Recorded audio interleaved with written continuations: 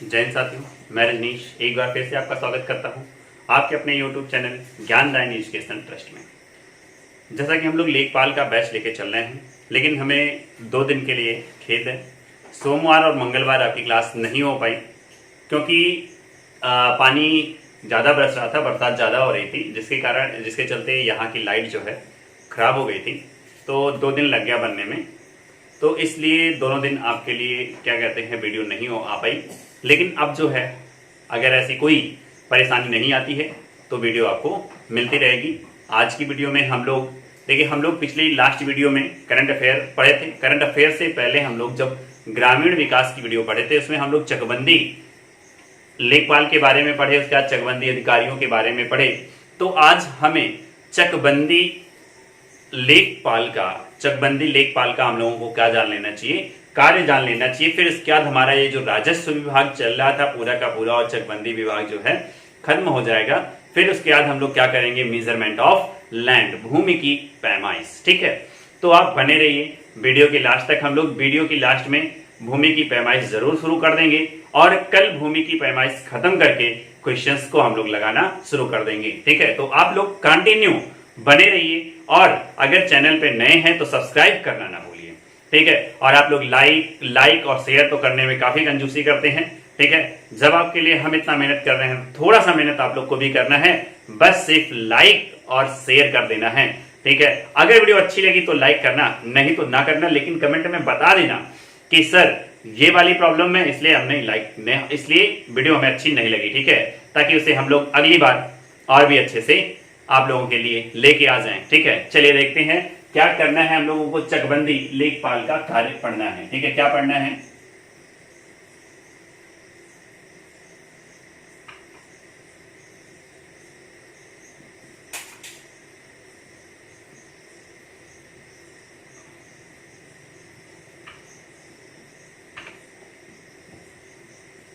हम लोगों को पढ़ना है चकबंदी लेखपाल का कार्य। ठीक है, चकबंदी लेखपाल का कार्य।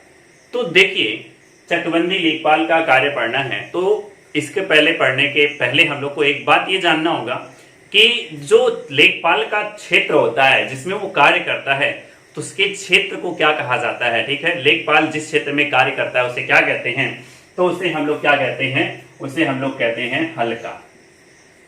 ठीक है, क्या कहते हैं, हल्का।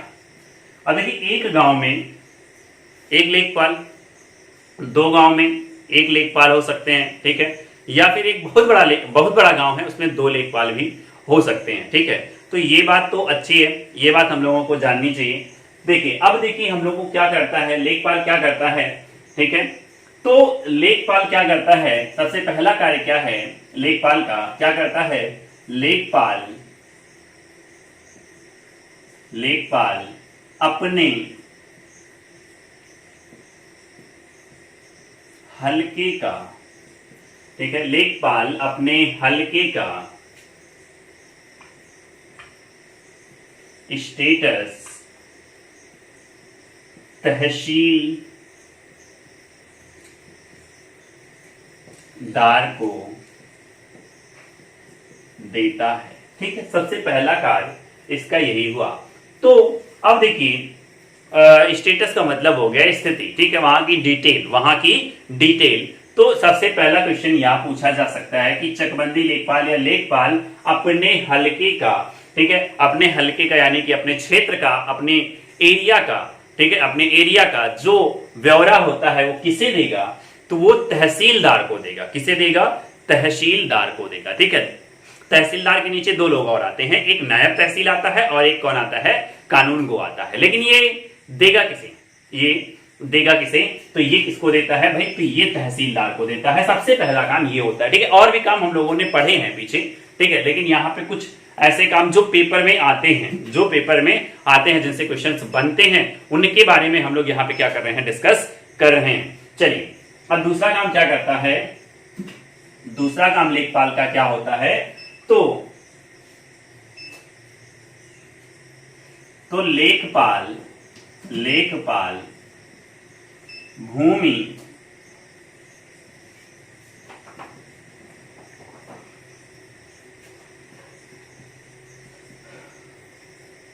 लेखपाल भूमि परिवर्तनों को मुख्य रूप से क्या करता है, मुख्य रूप से बताता है। ठीक है, बताते हैं। ये इसका मतलब क्या हुआ, ठीक है, भूमि, ठीक है, इसका मतलब क्या हुआ, तो इसका मतलब हुआ, ठीक है, इसका मतलब क्या हुआ, तो इसका मतलब हुआ जो लेखपाल होता है कि किसी की खेत, जैसे कोई का क्षेत्र है, कोई का खेत है, उसके खेत में जो भी परिवर्तन करना है, ठीक है। अब जैसे चकबंदी लेखपाल है, चकबंदी लेखपाल का कार्य क्या होता है, चकबंदी कंसोलिडेशन का मतलब क्या होता है कि एक से अधिक जगह बिखरे जोत को क्या करना, एक जगह इकट्ठा करना। ठीक है, बिखरे खेतों को क्या करना, एक जगह इकट्ठा करना क्या कहलाता है, चकबंदी कहलाता है। और इस काम को करता कौन है, चकबंदी लेखपाल। तो वो जब ऐसा करेगा तो भूमि में परिवर्तन होगा, और वो भूमि का जो परिवर्तन होगा वो किसके पास उसका ब्यौरा होगा, तो चकबंदी लेखपाल के पास उसका ब्यौरा होगा। चलिए दूसरी चीज हम लोग आगे चलते हैं, तो दूसरी बात हम लोग करते हैं। ठीक है, और क्या काम होता है इसका, तो ठीक है, तो गांव में आए, ठीक है, गांव में आए अकाल बाढ़, ठीक है, अकाल बाढ़ या कोई भी अन्य आपदा का जांच, अन्य आपदा का जांच, ठीक है, कौन करेगा, तो अन्य आपदा का जांच, या क्या कह सकते हैं जो जानकारी है, जांच ना करके हम लोग क्या करेंगे, अन्य आपदा की, ठीक है, अन्य आपदा की जानकारी, ठीक है, जो अन्य आपदा की जानकारी है, वो अन्य आपदा की जो जानकारी है वो अपने उच्च अधिकारियों को देगा। ठीक है, अपने उच्च अधिकारियों को देगा। बात समझ में आई आपको, ठीक है, बात समझ में आई आपको। मैं क्या कहना चाह रहा हूं कि जैसे गांव में अकाल पड़ गई, बाढ़ आ गया, या कोई भी आपदा आ गई, तो सबसे पहले वहां पे पहुंच के जायजा कौन लेगा, लेखपाल, चकबंदी लेखपाल लेगा, और फिर उसके बाद उसकी सूचना, उसका ब्यौरा किसे देगा, तो उसका ब्यौरा अपने उच्च अधिकारियों को देगा। ठीक है, अपने उच्च अधिकारियों को देगा। किसे, कानून को हो गया, तहसीलदार हो गया, नायब तहसीलदार हो गया, डीएम हो गया, एसडीएम हो गया, इन सभी को बताएंगे। तो सब लोग वहां पे क्या करेंगे, राहत के कार्यों को पहुंचाएंगे। ठीक है, राहत के कार्य करेंगे वहां पे, ताकि वहां के लोग क्या हो पाए, बच सके। ठीक है, चलिए अब बात करते हैं नेक्स्ट, जो कि आपको पता भी नहीं होगा कि ये कार्य भी लेखपाल करता है। ठीक है, तो ऐसे जो क्वेश्चंस होते हैं, ऐसे क्वेश्चन जो होते हैं आपके क्या होते हैं, तो ऐसे क्वेश्चंस आपके क्या होते हैं, इंपॉर्टेंट होते हैं। ठीक है, ऐसे क्वेश्चंस आपके इंपॉर्टेंट होते हैं। अब देखिए ये वाला जो कार्य है आप बहुत ध्यान से सुनिएगा और बहुत ही अच्छे तरीके से लिखिएगा। ठीक है, तो जो पशुओं में होने वाले इन्फेक्शन है, संक्रमण है, ठीक है, जो पशुओं में होने वाले इन्फेक्शन है वो क्या होता है, ठीक है, इन्फेक्शन जो है या संक्रमण का जो प्रभाव होता है वो लेखपाल किसको देता है, तो वो लेखपाल देता है सीएमओ को देता है। ठीक है, किसको देता है, सीएमओ को देता है, मुख्य चिकित्सा अधिकारी को देता है। तो कौन काम ये करता है, तो ये वाला काम कौन करता है, तो ये वाला काम करता है आपका लेखपाल। ठीक है, ये आप नहीं समझ, ये आप सोच रहे होंगे कि भाई ये क्यों करता है, तो ये वही करता है। तो ऐसे ही क्वेश्चन पेपर में पूछे जाते हैं, और ये क्वेश्चन पेपर में पूछा भी गया है। इसके पहले जो चकबंदी लेखपाल का पेपर हुआ था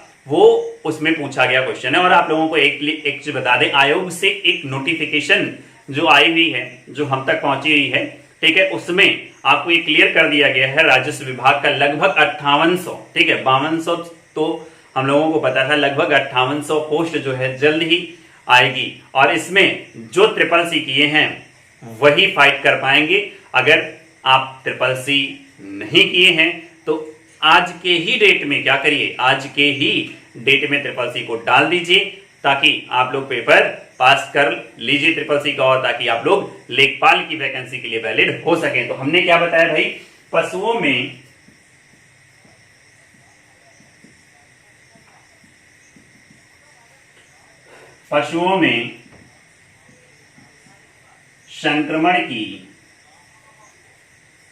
पशुओं में संक्रमण से होने वाले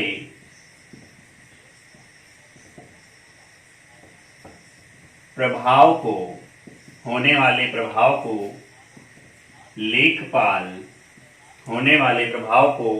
लेखपाल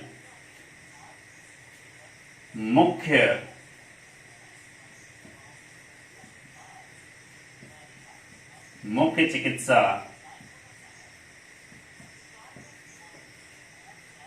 अधिकारी को बताता है। ठीक है, तो जल्दी से ये इसकी आप क्या करिए, स्क्रीनशॉट लीजिए ताकि हम लोग और भी कार्य करें। तो ये वाला इंपॉर्टेंट है, आप इस पे इंपॉर्टेंट लगा लीजिएगा। ठीक है, ये वाला इंपॉर्टेंट है, आप इस पे क्या कर लीजिएगा, इंपॉर्टेंट लगा लीजिएगा। चलिए आगे देखते हैं। तो आगे हम लोग देखते हैं 5 नंबर जो इसका कार्य है, 5 नंबर जो कार्य है उसके बारे में हम लोग देखते हैं।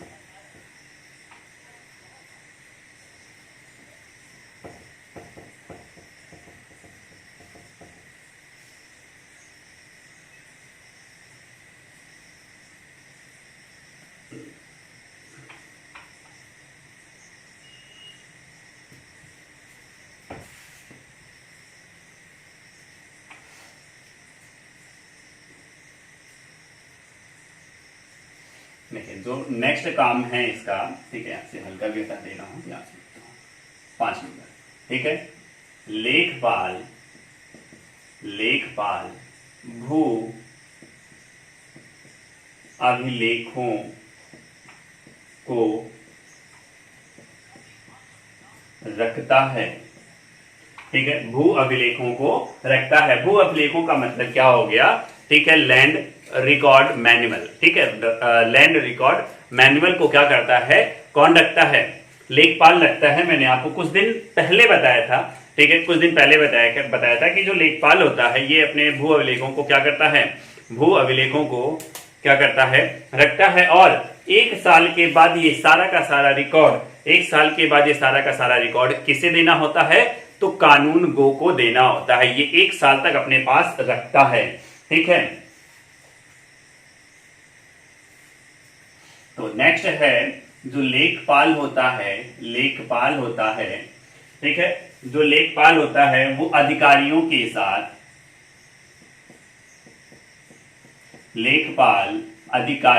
साथ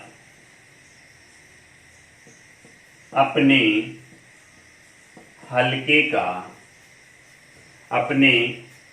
का मुआयना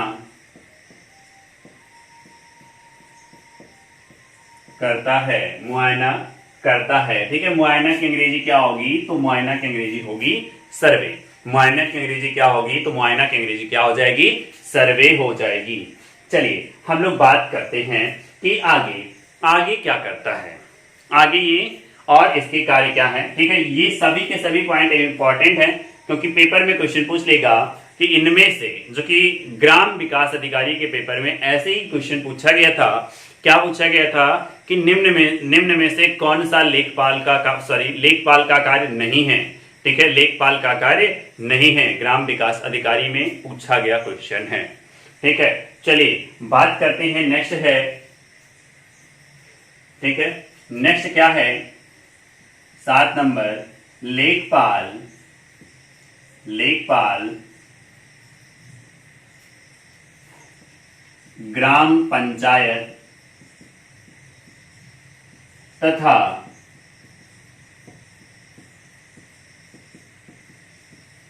सरकारी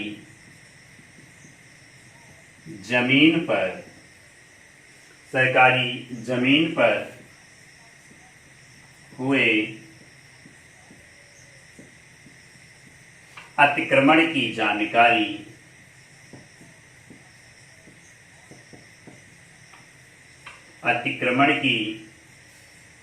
जानकारी शीर्ष अधिकारियों को देता है। जानकारी शीर्ष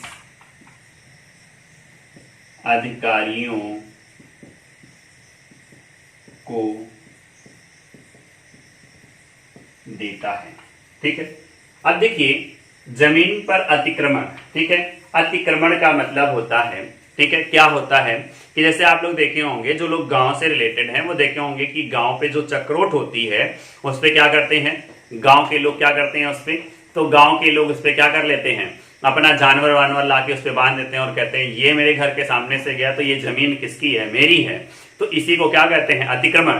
तो इसी जैसे ग्राम पंचायत की जमीन है तो उस पर ले जाके अपना खंबा वंबा खूंटा उटा गाड़ के क्या कर लिए कि इतने जमीन मेरी है, मैं यहाँ पे अपना राज करूंगा, तो इसी को अतिक्रमण कहते हैं। तो लेखपाल इसका सर्वे करके क्या करता है, अपने शीर्ष अधिकारियों, मतलब शीर्ष अधिकारियों का मतलब क्या हो गया, शीर्ष अधिकारियों का मतलब होता है कि इनसे ऊपर के अधिकारी, जैसे कानूनगो हो गए, उनके ऊपर क्या हो गए, नायब तहसीलदार, उनके ऊपर क्या हो गए, तहसीलदार, उनके ऊपर क्या हो गए, एसडीएम, उनके ऊपर क्या हो गए, एडीएम, उसके ऊपर क्या हो गए, डीएम। ठीक है, तो यहां तक पहुंच जाता है, तो यहां तक पहुंच जाता है।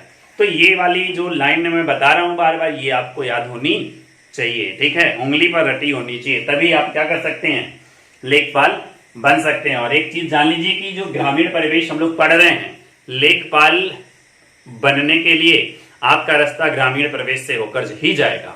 अगर आपको ग्रामीण परिवेश के बारे में नहीं मालूम है तो आप लोग लेखपाल बनने का सपना छोड़ दीजिए। तो आप सपना क्यों छोड़ेंगे, मुझसे पढ़ ही लीजिए। ठीक है, और भी लोगों तक शेयर कर दीजिए ताकि और भी लोग क्या कर सके, लेखपाल बन सकें। ठीक है, और अपनी मेहनत और अपने दोस्तों की मेहनत दुगनी करवाइए हमारे साथ। हम आपको लेखपाल बनने तक की कड़ी से लेकर चल रहे हैं। तो वीडियो को लाइक करना ना भूलें, अगर चैनल पे नए हैं तो सब्सक्राइब कर लीजिए, और हाँ, बगल वाली बेल आइकन तो जरूर दबा लीजिएगा ताकि आप लोगों को सबसे पहले नोटिफिकेशन मिल जाए कि रजनीश सर की वीडियो आ चुकी है। चलिए आगे देखते हैं, आगे इसका काम क्या होता है। ठीक है, आगे देखते हैं। तो आगे इसका कार्य क्या होता है, तो इसके आगे का कार्य जो होता है, लेखपाल का जो सबसे अहम कार्य होता है, जैसे जमीन का नक्शा बनाना। ठीक है, जमीन का नक्शा, जमीन का नक्शा बनाना, मेड़बंदी करना, मेड़बंदी करना, सिंचाई की नालियों में, सिंचाई की नालियों में हुए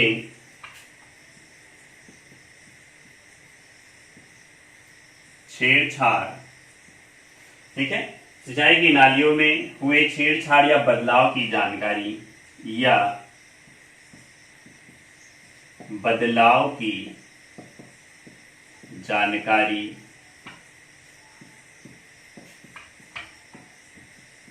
अपने शीर्ष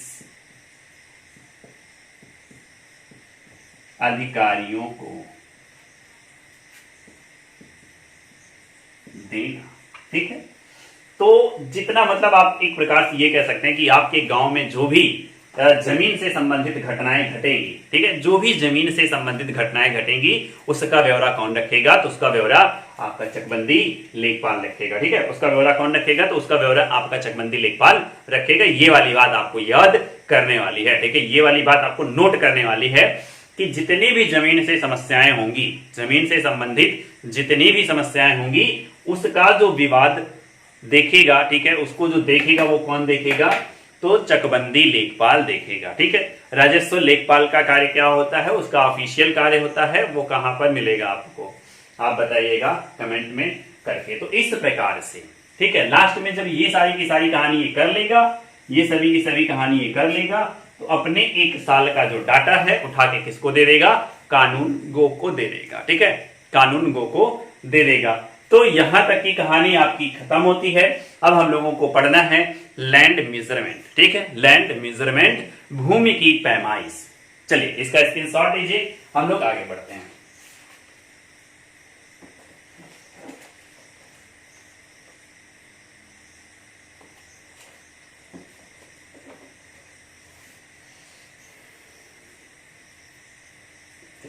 उम्मीद है कि आप लोग स्क्रीनशॉट ले लिए होंगे।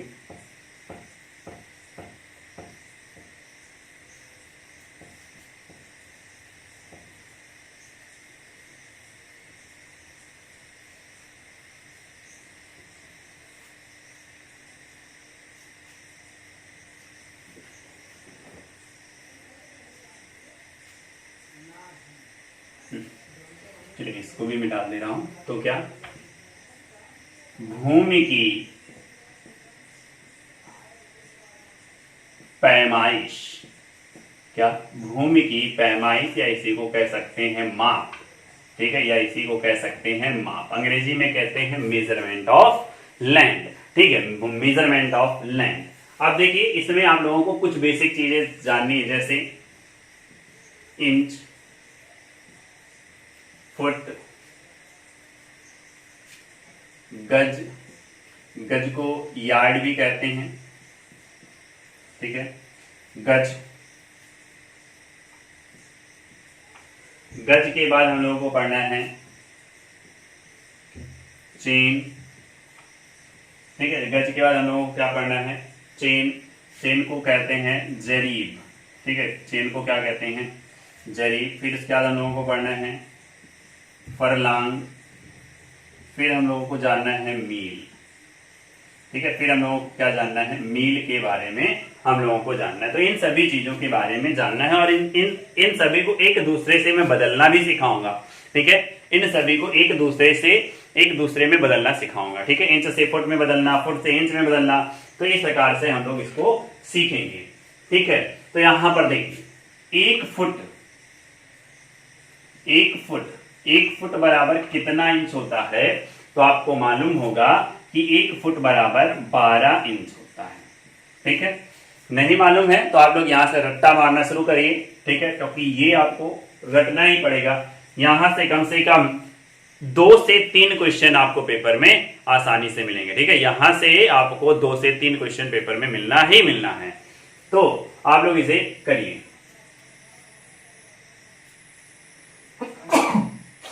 सॉरी, ठीक है। अब एक गज बराबर कितने फुट होता है, तो 1 गज बराबर होता है 3 फुट। 1 गज बराबर कितना होता है, तो 3 फुट होता है। तो अब आप 1 गज बराबर कितना इंच होता है ये आप निकाल सकते हैं। 3 और 1 फुट बराबर कितना होता है, 12 इंच। तो गुणा कर दीजिए 12 इंच, ठीक है। तो ये आपका निकल के आ गया 1 गज बराबर कितने इंच होते हैं, 1 गज बराबर कितने इंच होते हैं। तो आप गुणा कर सकते हैं 12 3 जितना भी होता है, मुझे मैथ कम आती है, ठीक है। चलिए अब आगे चलते हैं। तो एक चेन बराबर कितने गज होते हैं, तो एक चेन बराबर होता है 22 गज। एक चेन बराबर कितना होता है, 22 गज। अब देखिए इसको फुट में कर लीजिए। तो इसको अगर फुट में कर लेंगे तो क्या होगा, तो एक चेन बराबर 22 गज। तो एक गज बराबर कितने फुट, तो एक गज बराबर 3 फुट, 3 फुट, ठीक है। तो अब आप इसको मल्टीप्लाई कर दिए, किस में बदल लिया भाई, फुट में हो गया। अब इसी को इंच में बदल लीजिए। तो 22 गुणे 3 गुणे 12 इंच, ठीक।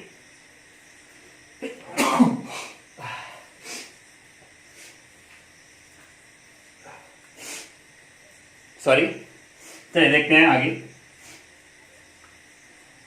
आगे देखते हैं। तो हाँ, चेन तक हो गया ना। तो ये कभी कभी गज की जगह पे यार्ड लिखा रहेगा, तो यार्ड अगर लिखा रहेगा तो आप जान जाइएगा कि यही है। चलिए अब देख लेते हैं कि एक फरलांग बराबर कितने चेन होते हैं। तो एक फरलांग बराबर होता है 8 चेन, ठीक है। एक फरलांग बराबर कितने होते हैं, तो एक फरलांग बराबर होता है 10 चेन, ठीक है। एक फरलांग बराबर कितना होता है, तो 10 चेन होते हैं। अब देखिए चेन, अब इसी को आप बदलिए, ठीक है। इसी को बदलेंगे तो सबसे पहले आप किसमें जाएंगे भाई, चेन बराबर आपको गज मालूम है, तो इसको गज में बदलिए। 10 गुणे कितना, 22। तो ये किसमें बदल गया, गज में बदल गया, ठीक है। ये गज में बदल गया। अब क्या करना है, अब आपको इंच में बदलना है या फुट में बदल दीजिए। तो क्या होगा, 10 गुणे 22 गुणे 3, ठीक है। फुट आगे कर लीजिएगा, ऐसे करके हम लोग बदलना सीखेंगे नेक्स्ट वीडियो में, ठीक है। हम लोग बदलना सीखेंगे नेक्स्ट वीडियो में। अब आप लोग करना जान चुके हैं, ठीक है। अब देखिए 1 फरलांग, अब फिर यहां पे आता है 1 मील, ठीक है। 1 मील बराबर कितने फरलांग? 1 मील बराबर कितने फरलांग? तो 1 मील बराबर होता है 1 मील बराबर होता है 8 फरलांग। 1 मील बराबर कितना होता है? 8 फरलांग होता है। यहां से आप लोगों को समझ में आ चुका होगा। अगर यहीं पे देखें 1 किलोमीटर, ठीक है।